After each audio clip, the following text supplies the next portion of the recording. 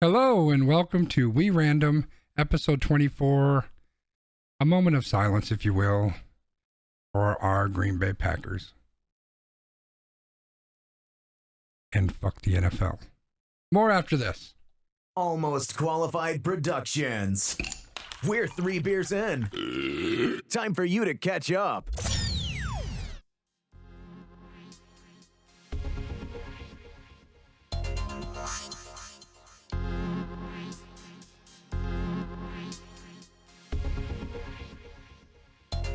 Welcome to episode 24 of We Random. I am Brian. That's Christopher. Say hello to these wonderful people, Christopher. Hello, wonderful people. How's everybody doing tonight? We have our We Random podcast for you. You are going to hear us talk about lots of different topics. We have our wonderful Wheel of Doom that's going to spin things around. And if we're lucky, we won't get any flags. But, like the NFL, I'm sure there'll be some garbage flag that gets thrown at some point during this by one of us to talk about a garbage topic. What do you think, Christopher? Yeah, I'm sure you're exactly right. It's going to be trash on top of trash like that game. But maybe not. Yeah. Well, I mean, we're not trash. We're wonderful. Hell At yeah, least we I'm are. wonderful. So Oh, I don't shit. know. Okay. That's You're wonderful too. But Jeez.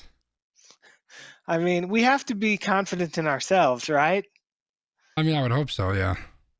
If we're not confident in ourselves, what are we doing? So, as I said, this is We Random.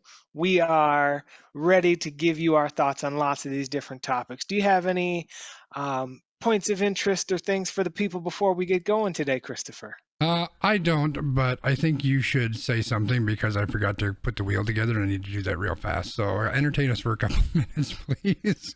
Well, as Old Man Wiggum says, he is wonderful. Just so you all know, Old Man Wiggum is our unofficial official producer. He doesn't like it when we call him our producer, but he's essentially our producer. So give it up for Old Man Wiggum. We've got Sconzi running the board here and all of the fun optics that you can see on our YouTube version of this. If you're listening on the podcast, we do this on Twitch live every Friday, on Facebook, wherever Sconzi is streaming. You can also find the video of Sconzi's reactions on YouTube. Typically, when I say something that makes him laugh, you'll be able to see that, and it will be pretty hilarious. Now, my just little picture is there because I just like having people to be able to see my little picture. But that's what I've got so far. How did that go for a riff there, Mr. Christopher? I think we're good. Look at me. One of the things I'm good at is talking a lot. At I least mean, that's I what wasn't going to say that, but yeah, something like that.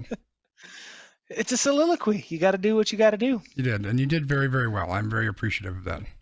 Excellent. So, is the wheel ready for our loyal listeners, Christopher? It is indeed. Let me get it pulled up, ready to spin. Are you ready? I'm ready. We're spinning.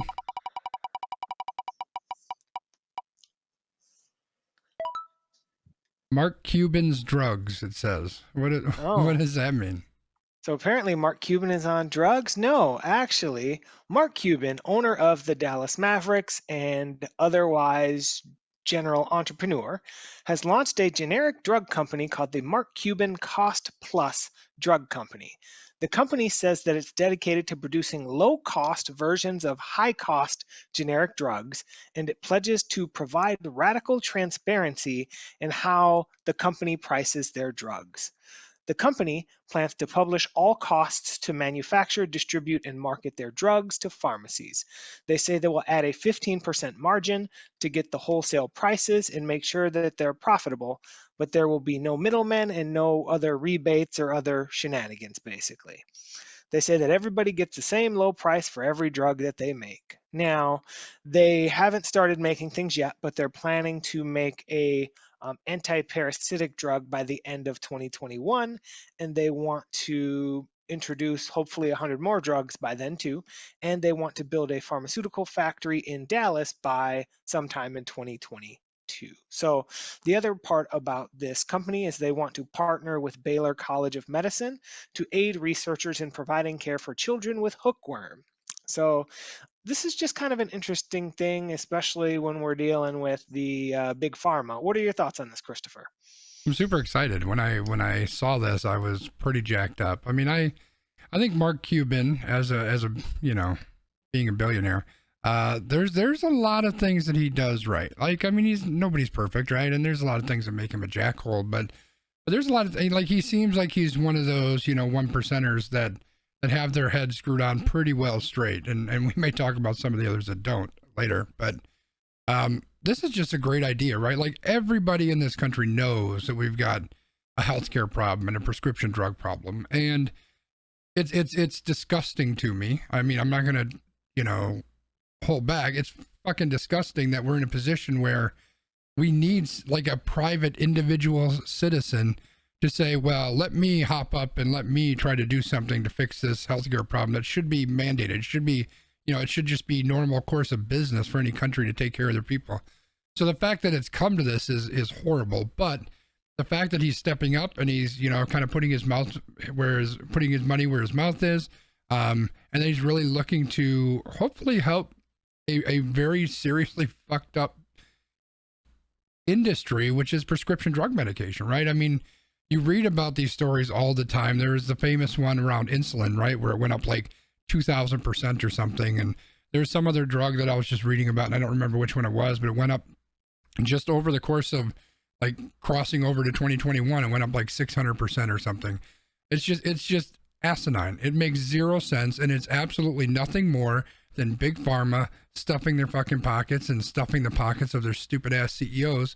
And that's really what it is. These drugs don't need to be that expensive, and there needs to be help for people so that they can get the medication they need. So I'm super excited. It's very, very early. Who knows what's going to happen? Maybe it won't even come to fruition, but I think it's a very, very interesting, and it's a very needed approach and idea. And I hope that it turns out. Yeah, I would agree with that. I think one of the things about Mark Cuban is he tends to be the type of investor where, like, if he's going to throw his money at something, he's typically going to do it with a plan. And then, I mean, if it doesn't work, it doesn't work. But it's a venture that I think is worth at least monitoring here to see how it impacts big pharma in general. Yeah, for sure. This is a type of thing that could shake up all sorts of stuff, and I hope it does, because stuff needs to get shaken up, Shake it up, shake it up. Are we going to shake up to our next topic here? We're going to snatch it. We're going to snatch that next topic. Oh, we got to take out our earrings first. The earrings got to come out, and then we can snatch. Snatch it. Okay, so this is a streamer one. Ninja's Not My Job. All right. Well, popular internet streamer Ninja feels that parents, not streamers, should parent their kids. So, when asked about what could be done to mitigate derogatory or racial slur comments made in stream chats, Ninja said that it all comes down to parenting. Ninja went on to say, "You want to know who your kid is? Listen to him when he's playing video games when he thinks you're not. Here's another thing. How does a white kid know he has white privilege if his parents never teach him or don't talk about racism?" Ninja stated in this interview that he doesn't feel as though it's his role as a streamer to educate his followers. He goes on to say, if they're gaming and their first interaction with racism is one of their friends saying the N-word and they have no idea what that is, what if it's on my stream? Is it my job to have the conversation with the kid? No, because the first thing that's going on in my head is, well, this person is doing this on purpose to troll me. If someone says a racial slur on someone else's stream, it could potentially get that streamer banned. It's awful, but that's the first thing I think of. And Ninja also went on to say just about the general culture of the internet. He said, I don't think it's gaming. I think it's internet culture. People are behind the screen. They say what they want and can get away with it. You have complete anonymity. Your information and data are precious and should remain private, but it sucks that there are kids who can say racist things and be incredibly aggressive and threatening to women online and have zero repercussions. He did kind of propose something about how you could look people up by their gamer tags, but that's not something we can do right now, so we don't got to worry about that. But Christopher, I know it seems like you were pretty fired up about this, so I want to give you the first crack at talking about your thoughts on this. Yeah, so this was a hot topic earlier in the week, and there was a lot of people very, very upset. A lot of black streamers specifically very, very upset at him saying that it's not his job to deal with racism. And I can see that. I completely understand where they're coming from. Ninja does a lot of good things, but sometimes he sticks his foot in his mouth. And he did that a couple times here. He responded to somebody at one point, and it really sounded like he was saying, look, I spend all this money to help people. Isn't that good enough? And so people kind of threw that back at him. So he didn't do himself any favors in the course of all this. But I think if you look at his comments as a whole, I think there's a couple things that he was trying to get at. So first of all, as an independent business person, right? Because that's really what he is. He has to look out for himself and his business. And so I think the initial direction that he was going with this was, I have to make sure that I'm protecting my channel and my livelihood, because if somebody's coming in here and they're saying that, this could just be someone trying to get me riled up, trying to get me to say something, trying to get me angry, whatever the case may be. And I need to, think about it. Think about how much you see trolls on the internet, right? And I'm talking to anybody really that's watching this. And you're somebody who's got, 200 friends on Facebook? Maybe you got 100 followers on Twitter. And now you look at somebody who's got, I haven't looked, but 1 million, 2 million, 3 million followers on Twitter. Imagine how much that guy gets trolled and attacked and that type of thing, trying to get him to say things or do things or react. Trolls are everywhere. And he also mentions that too, that the internet is just a toxic fucking place. And it's the truth. It is incredibly toxic. So I understand that angle, and I understand where he was coming from. I think part of the problem is that this is a very, very sensitive topic, as it should be. And we've talked about race a lot on this podcast because we believe very, very strongly that this is a continuing problem, right? This has been a problem for centuries, for God's sake. This is not something new. I think a lot of people, and I'm not saying that this is the case with Ninja, but I think a lot of people looked at, the George Floyd and the Black Lives Matter and all of that stuff that happened really kind of in the middle of last year is when it was at its height.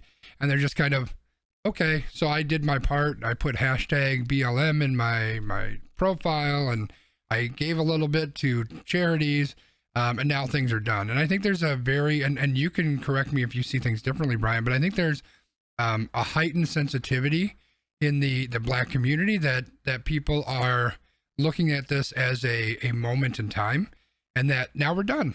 We're done. We did what we could. I gave some money, and I said a few things on Twitter, and I said it on my podcast, but okay, we're done. We can move on. And so I think there's a very, very strong sensitivity to that, which there should be. He has 16 million followers on Twitch, so much, much bigger audience than even I had mentioned. So I think there's sensitivity to that, which I get. I understand that. This is a much, much bigger battle. And someone like Ninja, someone like me, our backgrounds are probably fairly similar. We don't see that as readily as other people do, right? Because we're not part of that community. That's not part of our everyday life. It's not something that we see and have to worry about and think about. It's not part of our existence, right? So it's easy for us to kind of not see that quite as importantly as somebody else might, who it's their everyday existence. It's every time they leave the house, they're thinking about it, et cetera, right? So I get all of that part of it, but here's the rub.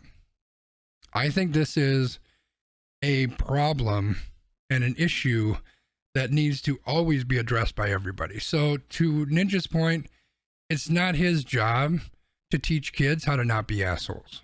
That's not his job. It is not his job to spend a bunch of time explaining what racism is and what it isn't and why you should say something and why you shouldn't. That is the job of somebody's parent, right? That parent needs to raise that child correctly.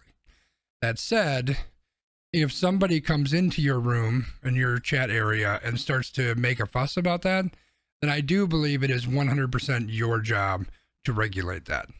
And I had a situation on my own channel. I have a very small channel compared to Ninja, who gets 20, 30, 40,000 people watching his stream.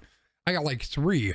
So if one person out of 3 decides to be an asshole and I'm like, that's it, you're not here anymore, that's a big blow to the number of people that's watching what I do, right? And yet still, and this wasn't even a racial thing, but it was just an angry, negative type of trolling type of comment. And immediately I knocked that shit down. I'm like, look, that's not going to work here. And if I got to get rid of you and you can't come back, then so be it. That's what it's going to be. So yes, I'm not making my living off this. So there's a little bit of difference to that. But I do believe very, very passionately that it's every single person's duty to put that shit in check, especially when it comes to like a lot of the really negative stuff we see, which is, around race and about gender and about sexuality and about men versus women and all of that type of thing. So you gave me the first go and I talked for like an hour and a half. So now it's your turn, B.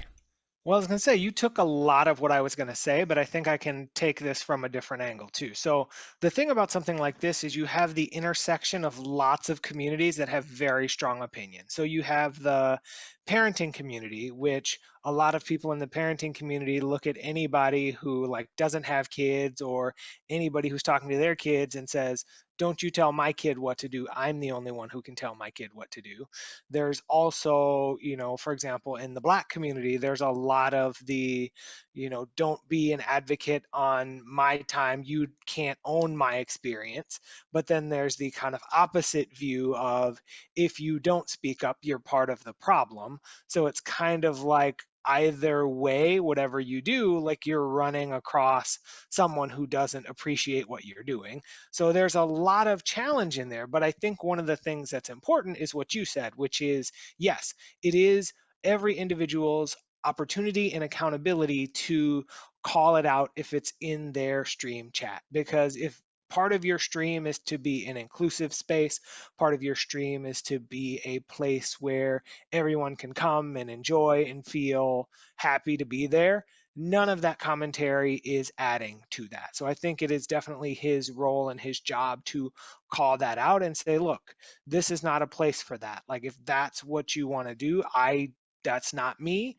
I would not like you to do that here, right? So, I think there's a middle ground, because honestly, the thing that I think about, and this is part of the conversation that we had off, podcast, is that yes, in theory, we'd love to have parents teaching their kids about white privilege and teaching them about what words they should be using and what they shouldn't be using. But half the time, and probably even more than half the time, where are these kids learning these terms? Where are these kids learning how to use these terms? Where are these kids figuring out that these are things that they can say to hurt other people?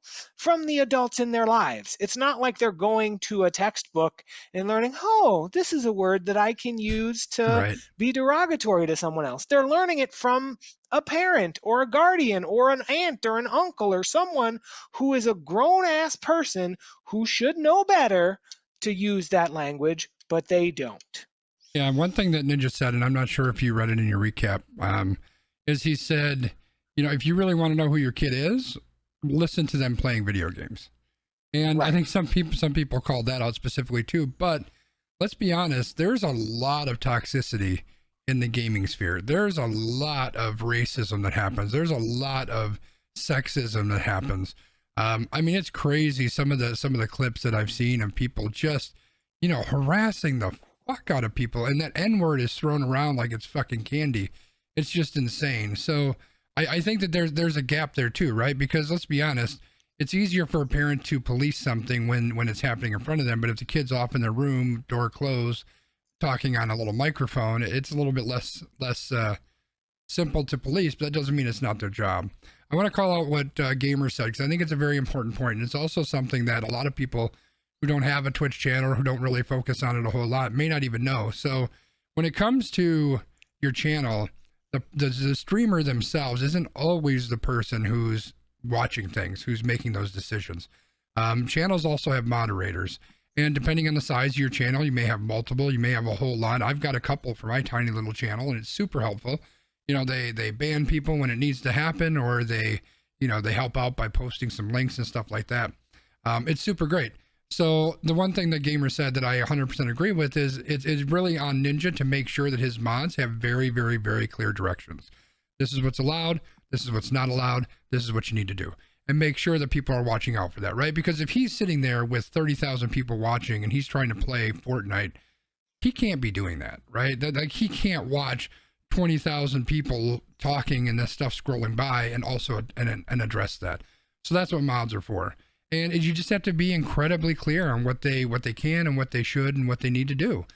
That's what they're there for, right? I don't want to say it's their job, because most of them, a lot of them don't get paid, but that's their responsibility by stepping into that moderator role, is to own that. Make sure your rules are incredibly clear. I know that the couple people that I have, I had some big write-up thing, and it's like, hey, these are my thoughts.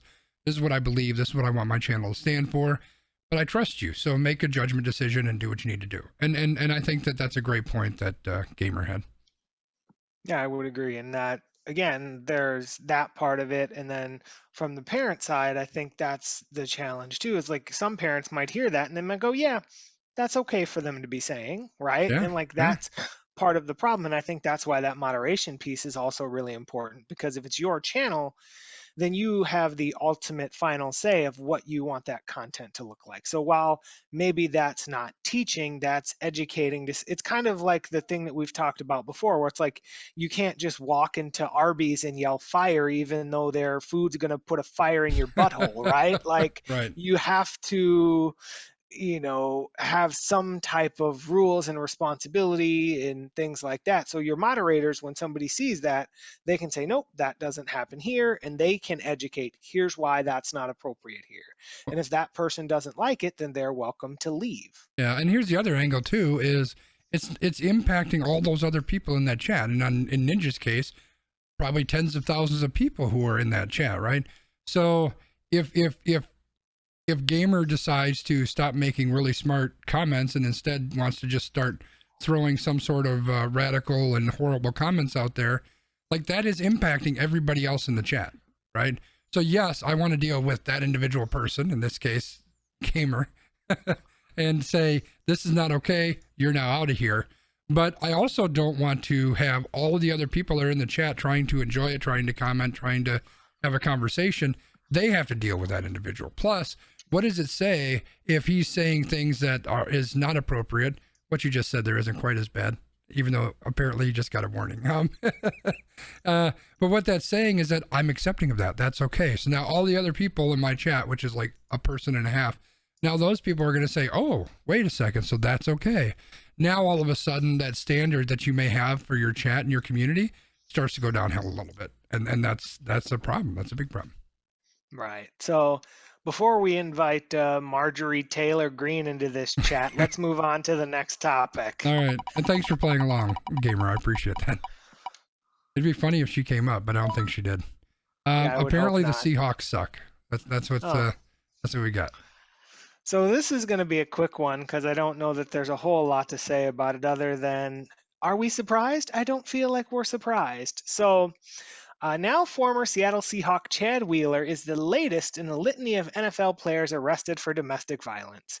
Critics online feel like the Seahawks could or should have said more other than their statement of being disappointed and encouraging Chad and anyone else who may need it to seek help.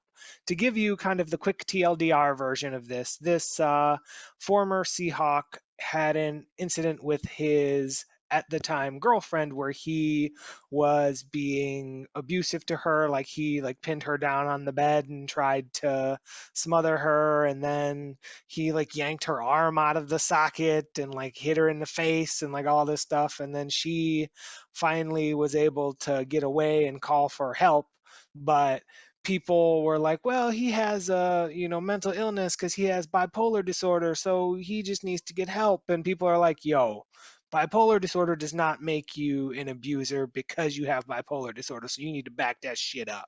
And people were really kind of upset that the Seahawks didn't really come out and make more of a strong statement about this, although they now have released this player. So there's that. But I'm going to tell you, am I surprised by this? No. There are 15 guys in the NFL that you could name that have domestic violence raps. Some of them are, a lot more popular than this guy. So the NFL is a what have you done for me lately league. And in reality, the only thing that the NFL cares about is if there's video. If there was video of this dude would be fired into the sun. Because there's not video, at some point, somebody in like a year or two is going to sign this guy to their practice squad. I would bet all of my Robin Hood money that I don't have on it. What are your thoughts, Christopher? Well, yeah, I think that the video is part of it. And I think that part of that is because when there's video out there, the NFL can't say anything about it, right? You can't really refute it. Plus, it's attention grabbing. It's headlines, right? Because all of a sudden CNN and Fox News and MSNBC and your local station and ESPN, everyone is showing that video all the time, right? Everywhere you look online, it's there. Everywhere on Twitter, it's there.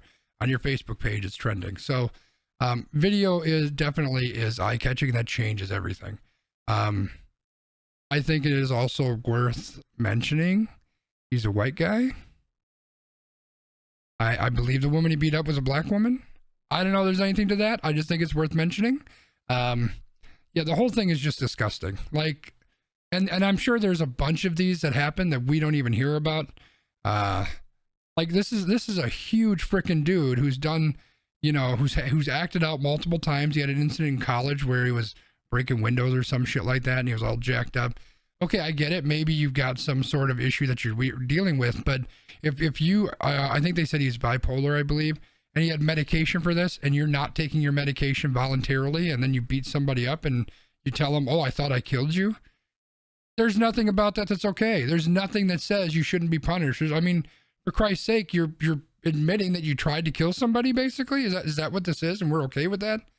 And the fact that the Seahawks lukewarm, oh, hey, we heard about it, and that's sad, but he's not on our team anymore. We're done with it. And it's like, fuck you, man.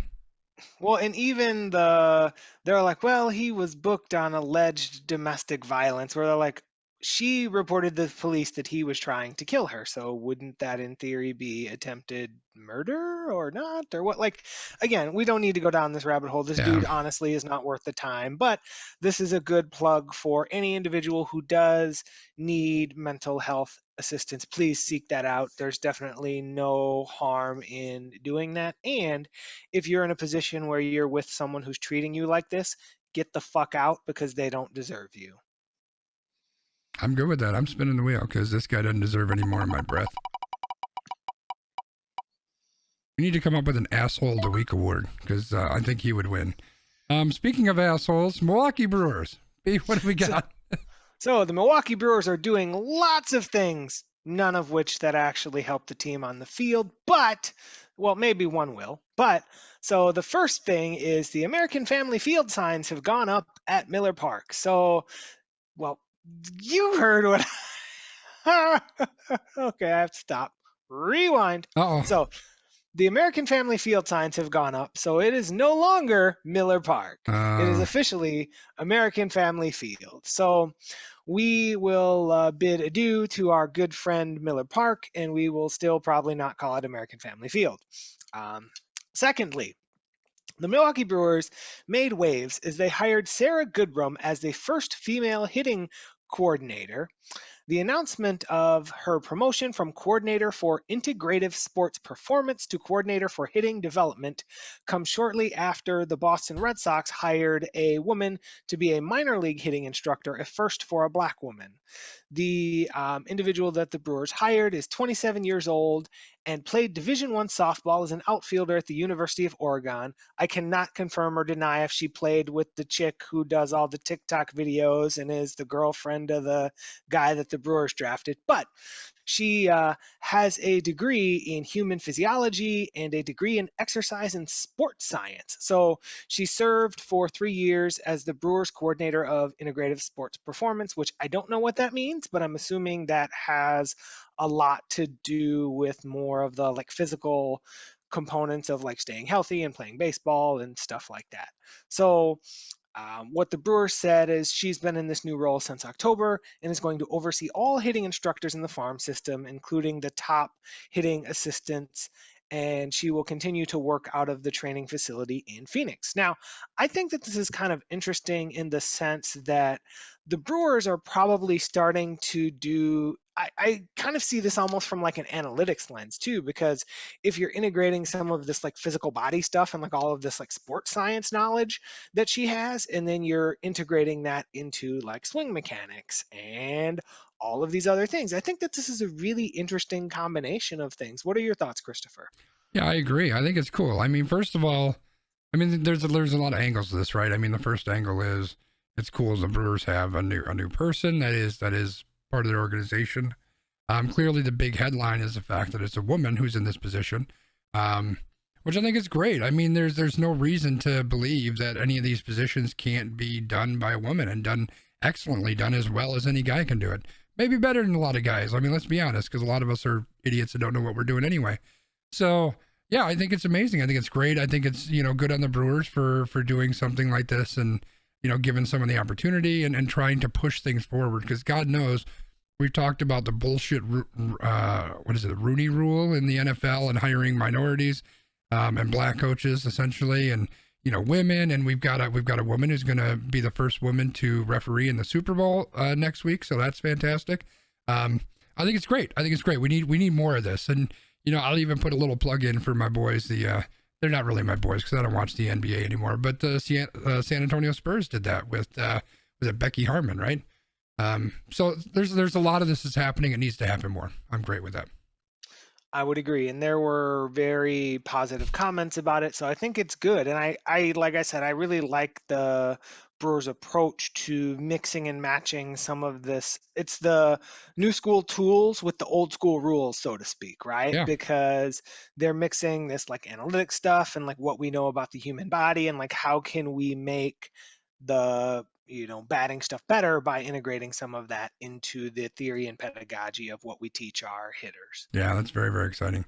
I also want to make sure that we don't skip over the new signage at the former Miller Park, because this is a perfect opportunity, B. Zeke Elliott, feed me of the week. Because we know this is all about money. It's all about money. That's the only reason it's there. Everybody knows that. And here's the thing. I wanted to get this out because I've been sitting on this for like 4 goddamn days, and I wanted to make sure we didn't skip it. So I am actually okay with this. I don't mind. It's the world we live in today. Stadiums are going to get named and renamed. They're going to have stupid ass fucking names and nobody wants to say. People are going to call it whatever they want to call it. That's fine. That's the world we live in with sports and the cost of everything. You need to do that to make money and be competitive. But maybe we should spend some fucking money on some players who can fucking play instead of these fucking jagoffs who've never made it past like AA.5 and couldn't hit a fucking fastball if it was sitting on a fucking tee. Instead, we get all these jackholes that we're not spending any fucking money on. We got all this fucking money from American Family that spends fucking money, gets fucking players. That's what I had to say.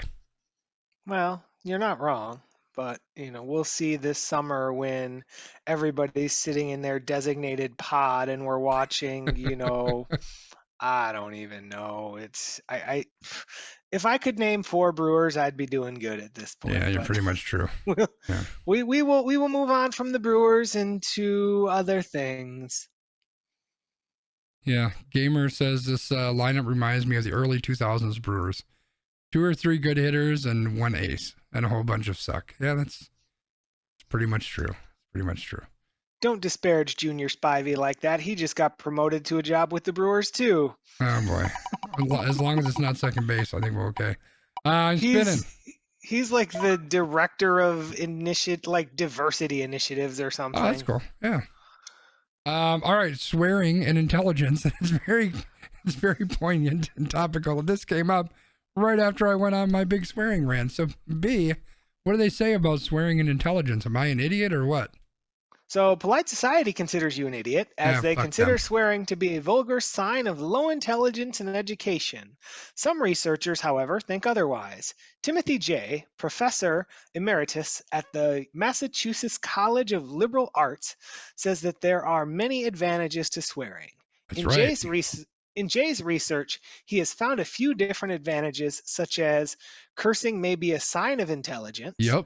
Swearing may be a sign of honesty. Yep. Profanity improves pain tolerance. Damn right. Cussing is a sign of creativity. Fuck yeah, it is. And throwing expletives instead of punches gives people a remote form of aggression that allows you to express yourself without a physical altercation. That's right. So I might not punch you in your face, but I'm going to tell you you're a fucking idiot.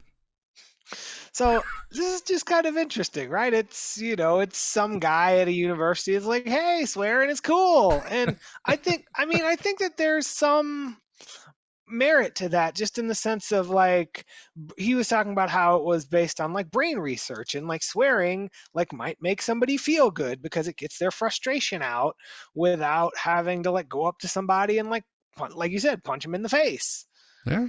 I don't know how valuable and insightful and how legitimate this research is. I mean, I swear a lot. People here know that. People that watch my stream say that. I have very particular feelings about swear words versus, I will say what's a good word? What am I trying to say? Be like a non-swear word that you use instead of a swear word, whatever that would be. Beehole. Like a substitute word, right? Like if you're Beehole. gonna say, frick you, everybody on this goddamn podcast knows you mean to say fuck you. So just say fuck you and move on. We're all fucking adults. So I don't know. That's where I'm at. I don't know if there's any evidence that any of this is true, but as somebody who swears a lot, I thought it was fucking funny. Yeah, trust me. After my weekend that I had last weekend, I would have liked to use a lot of swear words for the company that is now on my vendetta list. You should have. Should have told to go fuck themselves. I mean, they still haven't contacted me after I sent them my feedback, so they can go fuck themselves. Let me call them. Okay, I'm spinning. Where are we at time wise? Are we doing all right? We're doing Yeah, okay. I mean, we're like 35. Oh, hey, here's your girl. Oh no! Here's your girl, B. Can I like throw a flag and like skip this topic? Yeah, we can skip it. We can skip it if you want, because fuck her. No, I mean we can go for it because like you said, we're doing okay on time, right? Because I want to get to the Packers. I feel like we have to cover the Packers. Yeah, that seems fair. If we don't cover the Packers, what are we doing? That's true. So are you really wanting to cover the Redditors creating the stock market, or should we go over this ridiculous? Well, this is a quick topic. I think we need to touch on the Wall Street thing. That's pretty big. All right, so Representative Marjorie Taylor Greene, a booster of conspiracy theories with a track record of making lots of statements, including racist statements, repeatedly endorsed violence against Democratic leaders and federal agents, according to a CNN review of her Facebook activity. The Republican from Georgia filled her feed with extremist content for years before she was elected in November, becoming the first open supporter of the QAnon conspiracy theory to win a seat in Congress. In a January 2019 post, Greene liked a comment advocating a bullet to the head of House Speaker Nancy Pelosi, according to a screenshot published by CNN. The revelations are the latest examples of Greene's far-right conspiratorial, or basically conspiracy theories, right? Which include supporting the claims that the Parkland, Florida school shooting was staged and that the election was a big lie in 2020. Now, Greene has since been banned from Twitter because, Twitter. But while she was on Twitter, she characterized the report as a hit piece on me focused on my time before running for political office, but did not dispute the authenticity of the posts that it highlighted. Instead, she wrote that she has teams of people manage her pages. Many posts have been liked, she said. Many posts have been shared. Some did not represent my views, especially the ones that CNN is going to spread across the internet. They are taking old posts from random users to try to cancel and silence my voice. Now, a Democrat, Don Beyer from Virginia, was among those who, after seeing this and some of the other stuff she's done, has called for her resignation. He says, "So you aren't denying you wrote and called for the deaths of political leaders, you aren't taking responsibility, and you aren't apologizing, you're not even saying it was wrong. You're just blaming others. Your conduct does not reflect credibility on the House, and you should resign." Now, the thing about this lady is, like, you've seen the video of her, like, following around she was following around some kid and talking about guns, talking about her guns. Like, she's fucking crazy. Like, literally. Like, the only saving grace, and I hate to say this, is if she was a man, people would already be trying to put her in the White House. You're very true. That's the scary part about this, right? Yeah. Because she is like the 2A, like, I'm gonna tell it like it is. Like, she's the female Trump at this point, right? Like, am I making too many parallels or not, or what? Give me some thoughts here. No, I think there's a lot of similarities. I mean, this is basically somebody who's championing all that far right wing garbage that Trump helped stoke, that led to a lot of the bullshit of the Capitol, that led to the attempted kidnapping of the governor in Michigan. Like, this is some real horseshit. I mean, this is a woman who is fucking following around a child or maybe just barely an adult yelling at him, yelling expletives and telling him he's lying and he's being paid by George Soros. This is a guy who, or a child, a guy who was in a school shooting that she says didn't happen. You weren't fucking there, woman. Like, what the fuck are you doing? And then the kicker for me is that they appoint this motherfucker to the education committee in the House. Are you fucking serious? This woman who is talking about how these school shootings are just fake, they're made up, they didn't exist. I mean, this is the epitome of redneck backwoods Wisconsin fucking right-wing nut jobs, but she got fucking elected into office. This is insane. It makes my fucking brain blow up. Yeah, and that, I guess that's the part about this that challenges me, because there's really only two options here, right? Like, people didn't do their research about her before she was elected, or they didn't care. And the second part, if they didn't care or they agree with all of this stuff, is the part that's really fucking scary, right? That's the part that scares me, is that people can look at this and see this and hear it and think that it's okay, because it's not okay, right? Like, sure, you've got your rights and you can do whatever, but you are not being kind to other people. You are not setting an example for other people. You're out here saying that you're being censored and saying that people are censoring you and saying that people are censoring the president, when he had a room in the White House where he could go talk to people anytime he wanted. Yeah. Anytime. He didn't want to talk to them.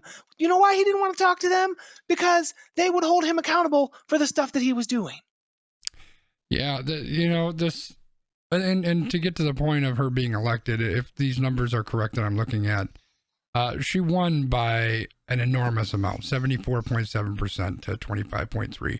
Now, maybe this Kevin Van Ostel guy is just a complete idiot who didn't belong to run. I don't know, but the simple fact of the matter is that 229,827 people wanted to vote for this QAnon conspiracy theory nut. 200,000+ people wanted to vote for somebody that supports that bullshit. That says a lot. Now, I think she's from Florida, though, so, I mean, take it for what it is. Oh, Georgia. So take it for what it is, but... Well, I don't know. Like, it's just very scary, and it's going to be continually scary to see how this plays out. But I think she's been all about, like, well, why are there watch lists? And, like, she's the person who should be on the watch list. Right. Like, yeah. She's a nut job. All right. Well, the unfortunate part for us is, like, all of the good topics are last here, so we got to figure out how we want to do this, because I feel like I want to talk about, like, everything that's left. Yeah, I know. Well, let's take a look. Let's see what we've got. Wish there was an easier way to do this. So we got the Packers, baseball Hall of Fame, Packers. And then Wisconsin GOP and the Redditors thing. Well, we're going to have to record an extra time for all those patrons who are out there. We'll be doing that this weekend. So what do we want to save for that? I think that would be I almost want to save I'm not tied to the MLB Hall of Famers, so that one we could either save or that one can just go. You want to talk Packers? Let's just talk Packers. I'm kind of fired up about the Wisconsin GOP thing, though, because that one I feel like is like that needs to be brought to light. All right, well, it's your choice. I don't know that we can get through Packers, and maybe we can. You pick which one we start with, and then we'll see if we got time for the second. So, okay. Let's just do Packers, because I know that that's going to be less divisive. We need to bring unity to this podcast in 2021. And everyone can agree that, yeah, go on. Everyone can agree that Mike Pettin is gone. Thank God. I was so excited for that dude when he came in. And then, after what's happened the last few years, the fact that he's gone now, it just gives me a feeling. I'm not sure what that feeling is exactly, but there's some kind of feeling that I've got, and it's just, yeah, I don't know what it is.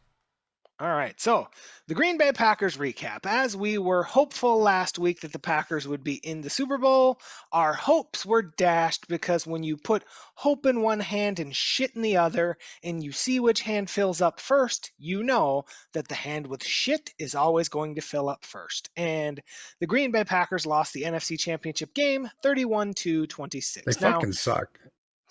there were several pivotal moments in that game. The first pivotal moment was Mr. Kevin King. They fucking suck. So Mr. Kevin King came into the game with an injury designation of having a bad back, and he ended up playing, and he probably shouldn't have because he was responsible for at least 2 touchdowns and what ended up being the game sealing penalty. Now, the most egregious of those touchdowns was right at the half where Tampa had an interception that we'll talk about later, and they decided to throw deep to tiny Scotty Miller, and Kevin King decided that he wanted to stare down Tom Brady like he was the distracted boyfriend. They And fucking suck. while he was doing that, Scotty Miller got behind him and caught a touchdown. Then on the game sealing play, Kevin King decided to try to pull the shirt off of Chris Godwin's back. Now, what are your thoughts on Kevin King, Christopher? They fucking suck. They fucking So we've suck. They fucking so we've suck. So we've got that. But there were a lot more things that happened in that game outside of Kevin King. So, for example, Matt LaFleur's game calling, not Stupid. great, Bob. Not great, Bob. They So fucking they suck. they kicked field goals twice. The first time they kicked a field goal in the first half while they were down by the goal line. And then once they had started to get the momentum and they were driving and under 3 minutes left in the game, they kicked a field goal instead of going for it on fourth down. Now, Christopher, how often do you think that happens in the NFL? When do you think the last time that happened was? I don't know. I have no idea. The Packers were the first team to attempt a field goal when trailing by 4 to 8 points in the final 3 minutes of a game since Dan Quinn did it in 2015 against the 49ers while the coach of the Atlanta Falcons. Nice. So 5 years, that was a gutless decision. It was.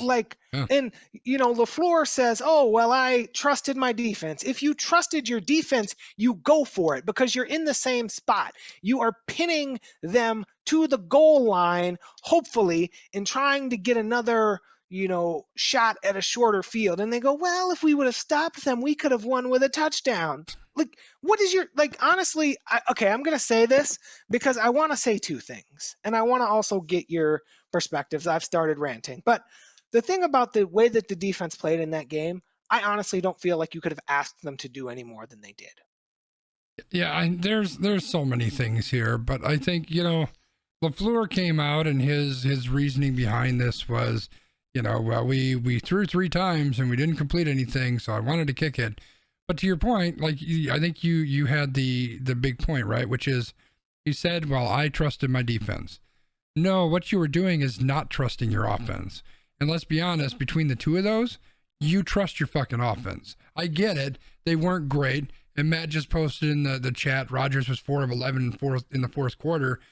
But I'm still pushing my chips towards Aaron Rodgers completing something versus that fucking defense, which didn't stop anything really the whole goddamn game. It was dumb. Yeah. It was just stupid. And Aaron Rodgers isn't going to go anywhere, and I'm sure we're going to talk about that piece of it too. But, somebody who already was pretty pissed when he came into the season, and now as he's leaving, you're basically telling him, I don't trust you to win the game. I'm going to put it on my defense, which is complete garbage. So much garbage that we're firing the guy who was in charge of them. That's not a great sign. Right. Well, and obviously with that offense, the biggest problem as that game went on was the offensive line. Billy Turner and Rick Wagner were basically turnstiles. They were getting just annihilated by JPP and Shaq Barrett, and pretty much that rush was like Rodgers was under duress pretty much every single play. Those guys were just getting whipped, and that wasn't happening in previous games, but it's exactly what happened the first time that they played the Buccaneers, and that was a problem. And the other problem was how the officiating was done, because Sean Murphy bunting hasn't, literally, legitimately, there hasn't been as much grabbing on that field since Ahmad Carroll, because Sean Murphy bunting was grabbing Alan Lazard by the horse collar every single play when he came out of his break. Yeah. That was the Ahmad Carroll special, and that's why Ahmad Carroll was out of the league in 3 years or whatever he was out of the league in, but they didn't call it on bunting once. Well, and that's the thing. That's the thing is, we talk about it in baseball all the time. You know what, umpire, you really suck because you're calling all of those things that are 3 inches off the outside side of the plate. But that's fine if you're calling it that way consistently every time for both teams, right? Because then people can adjust and say, okay, the type of game we're playing is that ball 3 inches off the plate is going to be a strike every time. And you can deal with that. And that's what this game really was. And they said it. How many times did fucking what the guys Troy Aikman and Numbnuts? How many times did they say, well, they're letting them play? There's definitely some stuff going on there. They're letting them play. Oh, their flags are in their pockets. They're not going to throw them today. At one point that we were, I believe, in the second half, and like that's our first penalty of the game, right? They let them play. They weren't calling that shit. And the first time they call it is a game deciding play. That's the bullshit. Right? Like everybody agrees that was holding, like 100% that was holding, but you have not called holding the entire game, and now you're going to call it.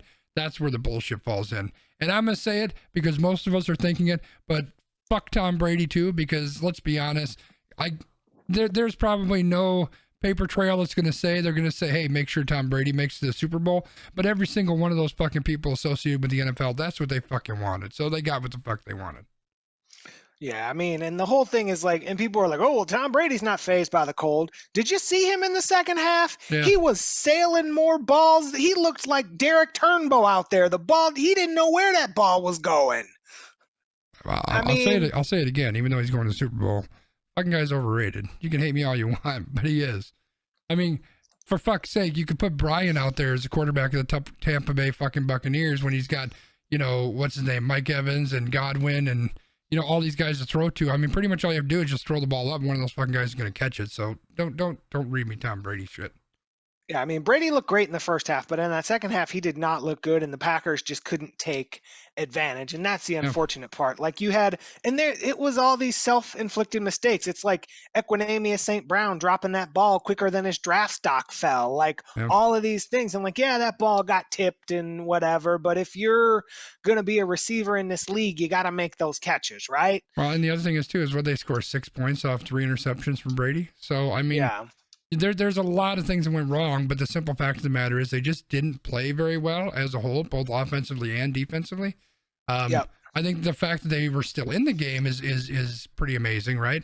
But still, I mean, whenever you're looking at a game that came down basically to one play, you're going to look at those really big plays that had a role in it. And I think LaFleur, the fact that he didn't take any ownership pisses me off. Like when you fuck up as a leader, you need to own the fuck up.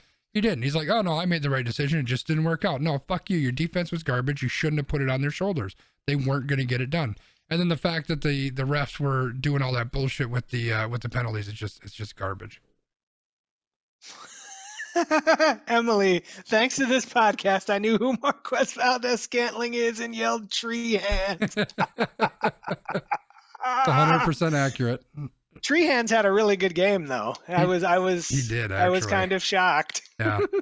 All the messages in my Packers chat message or text messaging group was, oh my God, Stone Hands caught it. Yeah, it was pretty amazing. So the other kind of big hubbub, and the media has been having lots of fun with this, but Aaron Rodgers' future. So after the game, and obviously you have to keep in mind, they asked this guy like 10 minutes after his heart gets ripped out. They ask him about his future, and he says, I don't know. I really don't. There's a lot of unknowns going into this offseason. I'm going to have to take some time away and just clear my head and see what's going on with everything. it's pretty tough right now, especially thinking about the guys that may or may not be here next year. That makes the finality of it hit you like a ton of bricks. Now, some people are saying, oh, that sounds like a guy who knows he's not going to be there next year. Yeah. And then there's all the panic, and everybody's like, oh, well, Deshaun Watson's available, and like Matthew Stafford's available. And then, like, there's just a lot of armchair quarterbacking here. So, what Yeah. are your thoughts on the Rodgers piece of this? Well, I mean, you hit the nail on the head, and that's, I think, what I said to you earlier this week too. Is, you take a guy who, wants to win more than anything, right? And this is a guy who's been to this game multiple times and lost, and this is the first one that he's got to play at home, and he didn't play spectacularly, so he's gonna, as a guy that holds himself to that kind of a level, is gonna be pissed to begin with. He's still got a chip on his shoulder because they drafted a fucking quarterback instead of drafting somebody that could help him. He just got done losing, and literally like 10 minutes later, they're asking him, hey, how do you feel? Well, how the fuck do you think he feels, man? I mean, Brett Favre came out and said basically the same thing too, right? Like, the guy's just coming off this huge fucking heartbreak, and you're asking him what's going to happen in 6 months. Like, leave the fucking guy alone and let him decompress, right? So, do I think he's going to be gone? No. And I know Historical Gamer will tell you all the finances behind it as to why it's probably not going to happen or can't happen. He's most likely going to be back. I think it was just a timing thing more than anything. I think he's concerned about what's going to happen. I think he rightfully is concerned about, a lot of the really good players they've got on this team. Devontae, I think, has a contract coming up. Aaron Jones has a contract coming up. I mean, there's some really big players. And with the way that the Packers have shown that they are absolutely complete 100% garbage at trying to get players to help him out, he has every single right to be concerned about that, because the odds are they're going to lose very good players and they're not going to get shit back. It's like the fucking Brewers all over again. So I'd be concerned too. Right. Yeah. And I think that's where a lot of people are coming from, because as Gamer says in the chat, Aaron Jones and Jamal Williams are both unrestricted free agents. Corey Linsley's a free agent. Adams has one more year. Jair has one more year. You've got Rob Tanyan's a restricted free agent. You know what? I'm gonna jump in here really quick, because you mentioned Jamal Williams, and can I just say, this is one of the things that nobody talks about. This is the thing that really, really pissed me off about that game, and this goes directly on fucking LaFleur's head, is they kept running Jamal Williams into that fucking line, and he would hit that line like a fucking brick wall, and he would stop and he'd fall over every goddamn time. And the like 4 times that they ran fucking Dylan, the guy hits that wall the same way that Jamal does, because that offensive line can't block anything, and he pushes the fucking line 6 or 7 or 8 yards back. And so what do you do if you're Matt LaFleur? Well, you keep running Jamal Williams, because why the fuck wouldn't you? It just fucking blows my mind. Clearly he was being outperformed. And yet he keeps still giving it to this fucking guy. He made so many stupid mistakes in that game. It drives me nuts. Yeah, they love them some Jamal Williams. And like, he's got a role, but again, when you look at this team, like, Dylan is just the grinder, Aaron Jones is a speed guy, and Williams he's there, right? Yeah. Like, he's got a role, but it's just one of those things where it's very unfortunate. And I guess the final question that I have for you is, have the Packers done enough? Did they do enough to, is this just like bad football luck? Could they have done more? Should they have done more? And then what are your thoughts moving forward? Well, I think defensively, the coaching was just abysmal, right? And so hopefully some of that will change. I think that everybody has to be proud of the game and are proud of the season that Rodgers had, right? Like, he should be the NFL MVP. He had an amazing season. He really led the team to a 13-3 record. I think it was 13-3. He led him to the NFC Championship game. The defense down the stretch did a little bit, and I think that we've talked about this multiple times. I think that was the talent succeeding in spite of the coaching, because the coaching was just trash. So I don't know, depending on what the people look like that are coming back, I think, maybe they could still make a run. I don't know. I mean, Rodgers' cap number is going to be huge.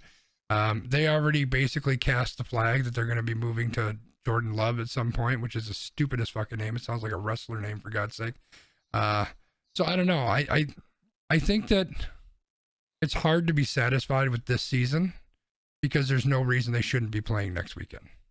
Yeah, I would agree with that. And it's like there's so many of those like little nitpicky what if decisions. Like you're looking at the draft and a lot of people are looking at the love pick. I look at the third round pick. They picked an H back in the third round and the guy got injured. I'm sorry that he got injured, but then you picked up a street free agent in Dominique Daphne, and this guy comes in and does a great job. So why don't you just pick up the street free agent to do the thing that you want done and actually draft a third round pick like a Gabriel Davis or a Troy Pride or an offensive lineman who's not a turnstile and getting your quarterback killed, right? Like these are the things that are the challenge when it comes to the Packers, but the Packers have always, at least since Ted Thompson took over and then over to Gutekunst, and like they've always had this future-oriented mentality where they're taking a lot of these players that are projects and it takes them 1 to 2 to 3 years to come through, and if they don't come through they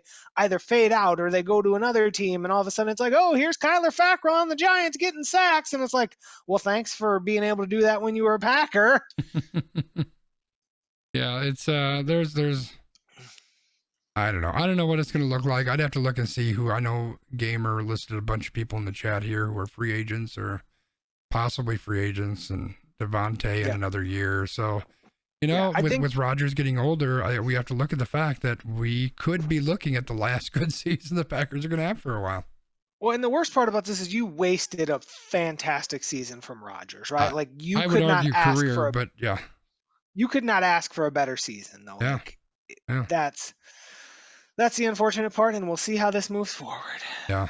I do think as we wrap this up and we get ready for random rankings. There's I know we haven't made a habit out of mentioning this. The Packers have lost a lot of people over the years, but I think most recently, I don't know if it was this week or not, Ted Thompson passed away. And I really had a hate relationship with Ted Thompson. There's so many things that fucking guy did wrong. But let me tell you one thing really quickly that I loved about fucking Ted Thompson. My favorite, like I used to really live and breathe the NFL draft. Like I had all this free time that I would spend digging into players, and I would chart them out, and I would, write down stuff and who should they pick. I went crazy about it. And the one thing that Ted Thompson always did that I fucking loved was every time he gave press conferences around draft time, it was the most amazing thing ever, because these reporters, and I know it's their job, but they would just ask all these, who are you looking at in the quarterback field, or who are you looking at in the second round, or who are you looking at in the third round? And he would always say the same thing. I'm not going to tell you that. And then he would like spout off some bullshit that would make them kind of feel okay. But then somebody would ask the next question and well, I'm not going to tell you that. And then he would spout off some other bullshit to make the person, it was poetic. It was so poetic. And I loved the hell out of it. NFL or Packers.com used to save all the audio from all these interviews, and I would fucking listen to every single one of them because it was just amazing listening to Ted go off. And he did, to your point, Gamer, he did some good stuff. I mean, he wasn't horrible the whole time, let's be honest. But I do think that they let him run way too long in the last 2, 3, 4 years of his career. He did a lot of things that put the Packers into a hell of a hole. So, but you know what? We don't need to speak poor about the guy. The guy just passed away, and so I thought that, I'd say something good about him. Something I enjoyed.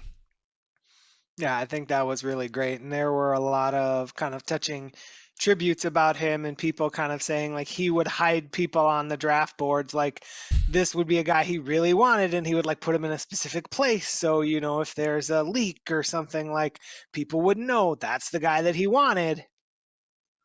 Yeah, Ted as a person seemed like he was kind of an asshole, but a cool asshole, the kind of asshole you'd like, hopefully like me. But as a GM, he left a little bit to be desired. Right. All right. Well, speaking of things to be desired, is it time, Christopher? I think it's time, everybody, for everyone's favorite segment, Random Rankings. All right. So today on Random Rankings, we return to our comfort spot. While the Green Bay Packers didn't make the Super Bowl, that's okay. We like to eat. And I actually put in the run sheet, Zeke Elliott feed me of the week, but you already used that, so we're not going to use it again. Feed me of the week. So today, we will draft the best Super Bowl party foods. So imagine, next year, after most of us have decided that we want to be vaccinated, we can have a Super Bowl party again. Or Hey, we can just have a Super Bowl party with ourselves this time and buy way too much food and have Super Bowl food all week. I mean, there we you have go. a full 7 days to decide what we want to do, but Christopher and I are going to draft as much Super Bowl food as we want, and then when we're done, we're done. I've currently set it up for us to draft 8 things each, but I don't know if we Holy need shit. that many. So at some point, we can just decide to cancel the draft if we want to. Okay. That's a lot of fucking food. All right, so we're gonna randomize? Is that what we're gonna do? Yep. All right, I'm randomizing right now. I should put that on the screen so you know I'm not cheating. But B, you win. You get to go first. All right. So there are lots of different options that you can pick for Super Bowl food. You can go with your drink. You can go with your main dish. You can go with your side dish. You can go with dessert. But I'm going to go a little bit of a nostalgic Homer pick. So in past years, when it was safe to gather with people, I used to have Super Bowl parties with Sconzi. And what would we do every year? We would make sure that we order ourselves some nice, deep dish, cheesy pizza. That's So I'm going right. to go with some deep dish pizza as my first pick for my Super Bowl food. I mean, that would have been my first pick too. So, I mean, that's our thing. We do that every year. All right, are we doing like a snake draft? So one, Yep, you two, get two. two, one kind of thing. You get two. Yep. All right. Well, I'm gonna make it very quick and easy. So my two, chicken wings has to be on the list, right? And then that that buffalo chicken dip stuff. That shit is amazing. I don't know if you haven't had that, you need to get some. It's amazing. All right. So yeah, those are the two for me. Those are easy. Oh, nice. So what kind of sauce do you have for the chicken wings? Do you have buffalo chicken wings and buffalo chicken dip? I'm all about dry rub. I don't like all the sausage stuff. So for Okay. me, the chicken wings are gonna be dry rub with some sort of a spicy kind of cayenne kind of thing. Okay. So now I am going to take the thing that's probably really predictable, but I want to make sure that I get it because I don't want to end up without it. So I am going to take a libation, meaning alcohol, so beer. I'm going to go with Mm, a nice cold stout. So we're going to take beer, but I'm obviously a stout guy, so I like stout. So we're going to go with that because, that's part of the Super Bowl party, right? And then for my next pick, I can decide, do I want to go dessert right away?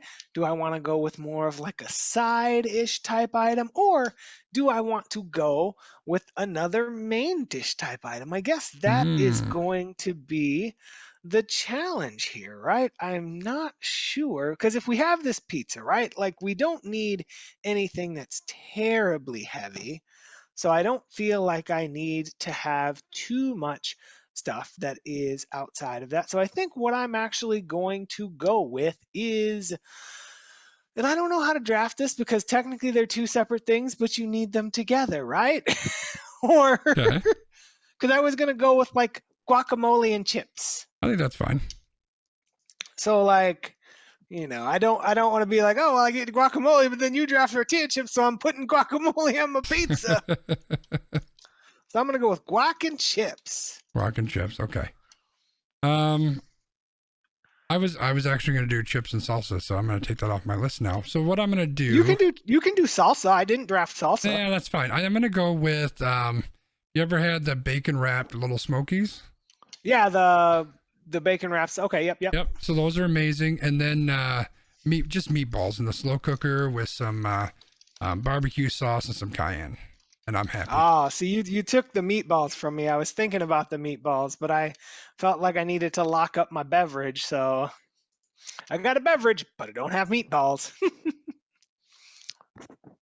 Now, I'm kind of thinking, so we're starting to clear out the top items, right? So we've already got some of the, big heavy hitters gone. So I'm trying to think of what do I want, right? I'm like, do I need to go dessert at this point? Do I stick with my side items? And I think for my first pick here, I'm going to stick with a side item. So I'm going to, and you're going to have to weigh in on this and let me know if this is too close to the thing that you just picked, but I'm actually considering kind of like the pigs in a blanket. So the little kind of like hot dogs, but in the little whatever, like cornbread shell. Yeah, nah, I think you can go with that. Because it's hot dogs, but it's not the bacon wrapped. Yeah, yeah, no, I think that works. So we're going to go with the pigs in a blanket. And then from there, I am going to select my first dessert. Now, this is not something that I eat a lot, but it is something that I do enjoy. And I think I'm torn because part of me wants to go with the standard answer and part of me wants to go with the more nostalgic answer. But I think I'm actually going to go with the nostalgic answer. So our producer and friend of the show, Old Man Wiggum, makes a dessert called an eclair tort. And that eclair tort, I get it like twice a year whenever I see Old Man Wiggum, but it's always delicious. So I am going to go with the eclair tort as one of my dessert picks. Nice. All right, well, I'm going to wrap things up here, and I am going to wrap it up with a bottle of bourbon. If we're going to do drinks and we're going to add that into here, then I think bourbon is the key. Okay. So I think that's what we're going to go with. So, B, if you want to go ahead and give us a quick wrap up as to what we ended up with. All right, so we went 5 and 5 here. So we've actually, well, yeah, we went 5. So I have deep dish pizza, beer, guac and chips, pigs in a blanket, and eclair tort. Then you have chicken wings, buffalo chicken dip, bacon wrapped smokies, meatballs, and bourbon. All right, I wasn't following along, so I didn't get it put up here. Rankings, here we go. Christopher, there's my list. Wait, why did it? Oh, there we go. And There's Wiggum has mine. already mentioned Doritos, but that's why if this were an 8 round, typically for you, loyal listener, we typically have way too much food whenever we get together. You So ain't lying. this is like we've put 10 items on here and we could still list another 10 because Oh, we easily. typically will have spinach artichoke dip. We'll typically have like mock baby Ruth bars. We typically will have some kind of cookie. Sometimes we have chili. Sometimes there is like Doritos and chips and barbecue chips and salsa. Like we like to eat, playa. Yeah, you ain't lying. You ain't lying. All right, so that's the list. Go ahead, take a look, chat, and let us know who you think wins. All right, extra point. I don't have an extra point yet, so I'm gonna let you go, B. I predicted that, chat, didn't I? I should have spent my time away figuring out my extra point. Well, it's okay. So for this week, for an extra point, I just want to keep this fairly straightforward and fairly simple. Now, I had a very negative sales experience this past weekend with a retailer whose name shall be not named, and it They was fucking fairly suck. challenging. Yep, they sure do. And it made me feel lots of ways. It made me feel like once I had given them my money, they no longer cared about what happened to me. It made me feel like I was not important, and it made me feel like no one even bothered or cared to communicate with me. So that really made me think about myself and how I portray myself to others, because if those are ways that a company can make me feel, I always want to take that back out into the world and make sure that I'm not making other people feel that way. So one of the things that we can do when there's a storm is we can look for that rainbow. One of the things that we can do when we have a challenge is we can look for how we can grow from that challenge. So I think there's always a silver lining if you're willing to work for it, if you're willing to try to find it, if you're open to the possibility of it being there. I'm not saying that that doesn't mean that things are not hard. I'm not saying that that doesn't mean that things don't suck, because there were lots of things that sucked about what happened, but it's done now. And I feel like I'm a better person for it. Nice, I guess, kind of. I did get a copy of the message that B sent the retailer, and if we go back to that story we did about intelligence and swearing being linked, I gave him some feedback on how I might have handled that, which would have been a little bit differently. But yeah, that was a bunch of garbage. So I actually do have an extra point because I thought of it as you were talking, because this actually harkens back to a conversation that we had on chat last night. And I think it's something kind of worth mentioning. And as this isn't necessarily one of those very poignant kind of messages, maybe it'll turn into one as I spit my mouth out. And it also, I don't know that it has a resolution either, but before I dive too much into it, I wanted to point out and make sure everybody was aware, the vote was actually a tie between Brian and I. So everyone that's listening after the fact, we need you to let us know who you think won that draft. All right. So I asked my chat last night on stream. I stream every Monday through Thursday, 7 p.m. Central Time on Twitch, Facebook, and YouTube, just so you know. I asked them about personal development. What do you do for personal development? Do you work on stuff? You know, we just got through the new year, so people are making New Year's resolutions. Do you do personal development stuff? Do you write goals? Do you write in a journal? Do you set goals for yourself? Do you do like incremental goals? You know, like what does that whole thing look like? And I got a lot of different feedback, and kind of where I was coming from that is, you know, I have two like competing thoughts or philosophies in my head that are kind of messing with me a little bit. So first of all, I am very much focused on personal improvement in whatever it is that I'm working on, right? I'm working on my health and working on my weight. I'm trying to work on all the stream stuff and all the different stuff I want to do here. And how do I get better at streaming? How do I get better at video editing? And how do I get better just at YouTube and at social media? All of this stuff, right? I'm looking at how do I get better at all these things? And I set goals, and I set my music's still running. So I set goals. I set steps towards those goals, like milestones. I do all of this stuff. Always working, always trying to get better, like never content. And I've also noticed lately that I have been in a shit spot. That's just me being open with you, chat. I just have not been happy. Part of that is I think I'm going through kind of a depression thing, which happens to me. You know, it's not something I'm ashamed to talk about. I think that's a big part of it too. But beyond that, I'm just not happy. I'm not fulfilled, and so the other side of the not pushing myself all the time is, I haven't been super involved in this. I haven't read a ton on it, but I'm really big on Taoism, which, if you're familiar, it's a very ancient Chinese kind of a philosophy. It's not really a religion, but it's philosophy. That's where the symbol that you'll see on my sconzi, the yin and yang. Everyone's familiar with the yin and yang. That's where that comes from. And really, just to kind of boil it down into one really tiny small nugget, and obviously there's a lot more to it, but Taoism is really about just kind of going with the flow. It's just about just experiencing things. And the more that, you know, if life is pulling you one direction, if you're fighting against it, you're just going to be in distress. You're going to be in a bad spot, right? Because you're fighting where your normal nature is going to take you. So I was thinking very heavily around that duality of self-improvement, which is inherently saying I'm not happy with who I am, I'm not okay with the direction things are going, and I want to change that.